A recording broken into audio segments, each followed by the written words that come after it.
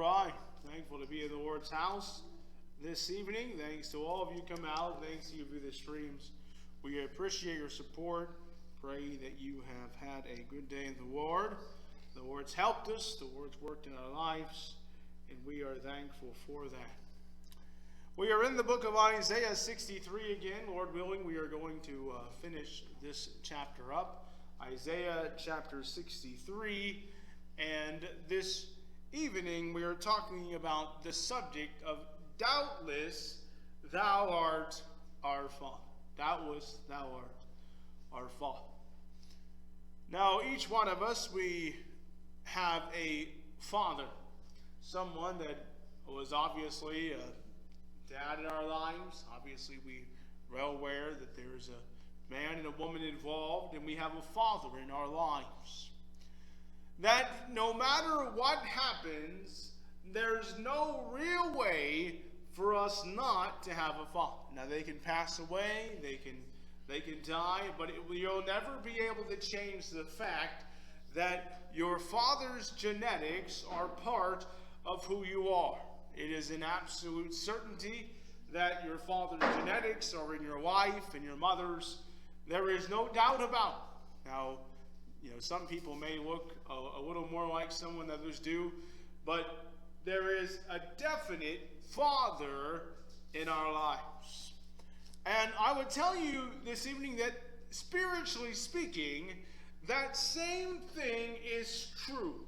That same thing is true. You will either be the child of God, or you'll be the child of the devil. Jesus talks about this in John chapter 8.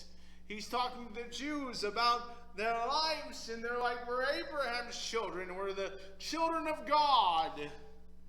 And Jesus tells them, if you were born of God, you will love me, for I proceeded forth and came from God. He goes on to tell them, ye do the deeds of your father. He says, and I do the words that I hear of my Father. And then he goes on to say, ye are of your father the devil. He says he was a murderer from the beginning. There was no truth in him. He's the father of lies, he says. You see, the reality of the matter is, there are really only two options in life. You're either going to serve God, or you're going to serve the devil. We talked a little bit about this morning, the power play, if you would, that's going on. The devil who wants to see you fail, that wants to see God rejected, and then ultimately God who's sitting in the habitation of his holiness and wants people to come to him. And it says that it's his will that not any should perish. And so we see a power play of sorts going on. And when we get to Isaiah chapter 63, Isaiah begins to mention basically the power play that's going on. He says, doubtless thou art our Father, though Abraham be ignorant of us, and Israel acknowledge us not, thou, O Lord, art our Father. You get what's happened here? You get what's happened here? Isaiah says, it really, we're barely recognizable anymore. He said, Israel itself would likely reject us. We're barely recognizable the way that we're living. Abraham probably would be ignorant of us as well. You see, we're barely recognizable. This group had forsaken God. They had moved far away from God, and they had felt the repercussions of it. It had vibrated throughout the land. It had affected every part of who Israel was. Israel had even been brought into captivity, or would be shortly after Isaiah's prophecies. You would have a very long period from around 450 AD or so, and you can give or take a few years, but somewhere around there, about 450 AD or thereabouts, all the way into the time of Jesus Christ, it was basically a dark ages for Israel. There were a few signs of life here and there. You have the amazing story of how Cyrus orders the temple rebuilt. There were a few signs of life. You have the story of Esther that seems to probably have been around that time, and also the amazing stories of Nehemiah and the rebuilding of the wall at Ezra and the purifying of the priesthood. You have some things that happen, but things go real silent after that. You don't see anything basically at all until the time of Jesus. A dark ages happens in Israel.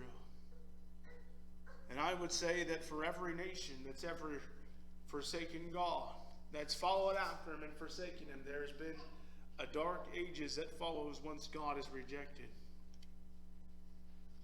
You know, for a very long time, and I know that I haven't checked it over the last 2 or 3 days, but the last that I knew, the Pope, the current Pope, was in very critical condition. Now, I don't know for sure. I haven't seen over the last couple of days. I don't believe that he's passed away yet. At least I haven't seen any news articles on it. But he's in very, very critical condition. And for a long time, for a very long time, the Pope was basically considered to be like God. That's very early on in the Catholic Church and their belief systems, and this is not for me, this is what basically were their beliefs, was that what the Pope said was basically similar to the hand of God. And so you would have, if the Pope said something, it would happen. One of the worst things that could happen to a person was for them to be excommunicated out of the church. There was a lot of things that went on. There was a lot of corruption as well. But there were a lot of things that went on because there was a lack of true spirituality. And I will tell you that those times, early on, we know not a lot about those times. You can find some information, some historical informations, but even as I went through the history books, wasn't a lot about those times. You'll read about peasants and serfs and different castles and knights, but really it was a time of dark ages. And you find that the church in some parts of history is literally living in the catacombs in Rome, as there was great persecution.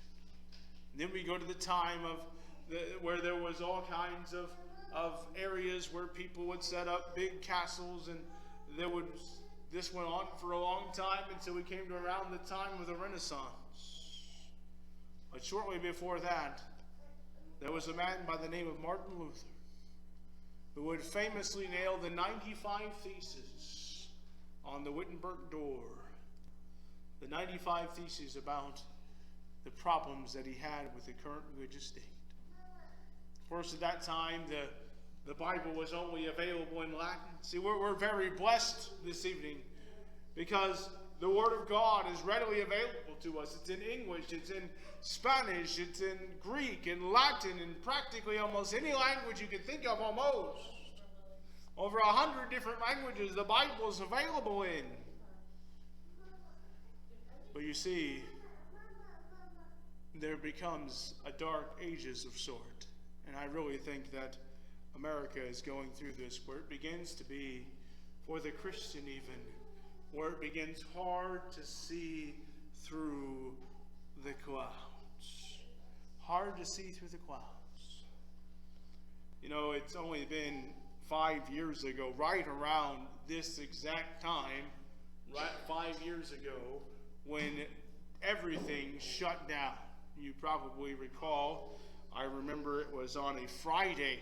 I was at work. I don't remember the exact date, but I know that it was right around this same time of year where I was at work, and on a Friday they came up to us and they told us that we were shutting things down. We were going to shut down for an entire month. And it was something that had just been completely unheard of, that something like that would ever happen. And of course, for the next really about year, there were drastic impacts on people's lives. Our site obviously would later be down for even longer we did return after about a month, but the night shift didn't return, I think, for about 2 months. There were low amounts of things being built. Everything was upended. Things changed dramatically. And yet I look at it now, and I know that on almost every time of crisis that's ever been, that I ever lived for, there had always been a call back to God and a reality of calling upon God. But can I tell you, in 2020, there was no call back to God. People weren't interested in what God thought about things. They were interested in finding a way to deal with it. And there was none that I heard at all, callbacks to God. We had found that we could make it our own way, that we could do our own thing. And I want to tell you, Israel has been goes into bondage. They go into Babylon. They end up in Medo-Persia. They thought they could have their own way. Eventually, Rome even takes over the area. And it suddenly became, Lord, where art you? Where is our Father? Where is our Father? I think there are a lot of people spiritually calling out tonight that are wondering whether or not God even still exists, whether or not God cares, whether God still works in people's lives, whether or not we still can feel the presence of God and the power of God. Because I'll tell you, Israel found him far, far off. Why? Because they had forsaken God. They went in their own ways. They thought they could do it themselves. They had fought in their own power and found it to be insufficient. There's an amazing story we find in Jeremiah. Jeremiah is allowed to stay back with the poor people of the land of Israel. Babylon sets up a governor there, and they're to follow this governor, and it's the poor of the land. They're just basically doing some basic upkeep of the land, the crops and things. A tragic thing happens. The governor that's over them is actually killed, and the people that are there, they decide, we'd rather be here, we'd rather be back in Egypt. You see this? We'd rather be back in Egypt than we would here. And Jeremiah tells them, if you go back to Egypt, the sword that you're trying to run away from is going to follow you there. But what do? They run back to Egypt. And God fights against them. And God says that he's going to destroy them for going back there. It's an amazing thing that seems to happen to me in people's lives. Is that they'll do anything but turn to God. They'll do anything but turn to God. It's absolutely amazing about this. A person can literally be on their deathbed practically, and they'll do anything but turn to God. I remember I was working with a young man. He actually almost died. He lived by the grace of God. He was literally on his deathbed, and there was a transplant that was done to save his life. But he was back into a pretty bad condition when I seen him again. I didn't really know for sure how much time he had left. But you know what? I told him that God in his mercy had spared him once. But he needed to make a decision for God. God gave him a second chance. You know what? He wasn't interested at all in things of God. Wasn't interested. I don't know whether or not he's even still alive today. Probably not, to be honest. He was in pretty bad shape. You see what happens? We'd rather trust our own ways and trust our own things than trust God, and so it looks like that God is not there. Look at verse 7. Verse 17, sorry. It says, O Lord, why hast thou made us to err from thy ways, and harden our heart from thy fear? Return for thy servant's sake, tribes of thine inheritance. There is something that happens when a person rejects God, and they continue to reject him. And it's this simple thing. It's that God allows us to make a choice. God won't stop you from making a choice this evening. He may try to influence your decision. He may work in your life and do all kinds of things to prevent things from happening. But ultimately, God will allow you to make whatever choice it is that you want to make. He'll allow you to make a choice against Him if you choose. He'll allow you to serve the devil if that's what you want to do. Besides, the Bible is pretty clear that God will not only do that, He will help you on your way. There's the amazing story of Pharaoh. I reference this a lot because it's just such a big part of the Old Testament. It's kind of what sets things up, is the part about Pharaoh. It kind of sets up the entirety of the Old Testament. There's the fact that Israel's in bondage. They're being evil entreated, the Bible tells us. They're wanting to cast their young children into the Nile River. It's a tragedy, really, what's going on. And all of a sudden we see God's power on display, and we find Pharaoh not wanting to let the people go and rejecting God, and we find something that happens because God in His power suddenly begins to harden Pharaoh's heart, and Pharaoh can no longer change his mind. Because God says, "You've rejected me. You want to go that way. You don't want to let my people go? That's fine. That's fine. I'm going to help you on your way." You know, I've seen this happen in people's lives. God puts the brakes on their lives. They say, "You know what? I don't really care what God thinks. I'm going to do my own thing." And all of a sudden we find that God says, "All right, go ahead. I'm going to allow you to, and not only am I going to allow you to, I'm going to help you on your way." You know, I remember hearing a fairly tremendous story about a man that was in he was involved in a clothing industry, and he had really been fairly successful. He came up with a brand. I don't remember the name of the brand. I remember hearing his story, but he came up with a pretty advanced clothing brand. Him and his buddy were running things, and they were really kind of doing their own things. They had gotten involved into a lot of alcohol, a lot of drugs, and you know, they were doing pretty good. They were making a decent amount of money. Things were going really well. And he said he was invited by a girl to a place in Miami, Florida. And he said he was introduced to a man there. He was actually introduced to a rapper. A man by the name, if I recall correctly, and it was a very famous one. I believe it was T-Pain. I want to say it was. And he began to look at his different clothing things. This woman had brought him in contact with him, and he was very impressed by it. There was a lot of things involved, but he said he realized at that point that he would be set up for life. There was millions of dollars in this offer. It was the offer of a lifetime for him. But an amazing thing happened. You know what happened? God spoke to him. God spoke to him when he left that meeting. And God told him, he said, "Listen, you can take that offer and you will be successful." He said, "You'll make millions. Or you can choose to reject it and allow me to be the Lord of your life." You know what an amazing thing?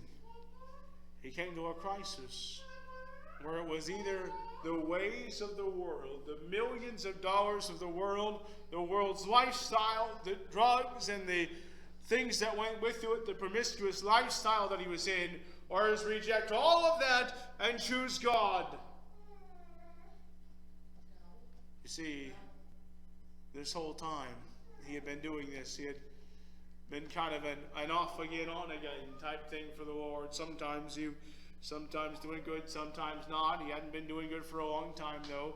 He had been doing his own thing, and it came to an ultimatum. Are you going to serve me or not? And Israel was kind of at this point. They were kind of at an ultimatum. where God had poured out his wrath against them.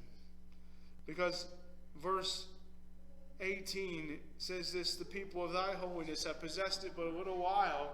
Our adversaries have trodden down the sanctuaries. They had been part of the temple. Israel had worshipped God for a while, but now the adversaries had come in. They trodden down everything. It says, we are thine, thou never bearest rule over them.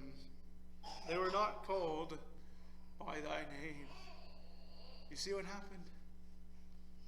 You see what happened? The people that at one time had been the people of God had now removed themselves far from them. I wonder that that's not already happening in America.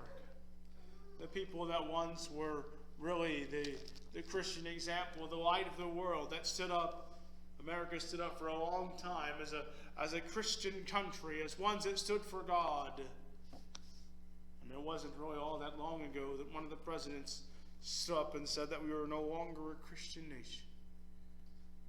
You see, the rejection of God, and then we begin to look at it, and we see things happen, we see things fall apart, and we see moral decay, and we see the things that are happening in children's lives, and the things that are happening in authorities and politics, and we wonder, what is going on? But the real matter is, God's never changed. He's still our Father if we allow him to be. If we'll turn to him, the whole time what God wanted to do. He wanted to bring Israel out of bondage. He wanted to set them free. All throughout the Bible, it talks about if you'll turn. In 2 Chronicles chapter 7, verse 14, it's a very famous verse. He says, if my people will humble themselves and pray and seek my face, and will turn from their wicked ways, then will I hear from heaven and heal their land. The whole time God wants us to do, he wants us to seek him. He wants to heal our lives. He wants to set us free from sin. The question is, will we seek God? Will we allow him to have first place in our life? Still wants to be our Father this evening. Thank the Lord. He'll never forsake us. He'll never leave us. We can leave him, though. Let's be people that put our faith and trust in God and find that he's still there, that he's still got open arms, that he still loves, still cares, still works in each one of our lives. Thanks to all of you who come out. Thanks to you via the streams. We appreciate your support. Pray that you have a wonderful evening in the Lord. Be prayed up, blessed up, and ready to go. Have a wonderful week.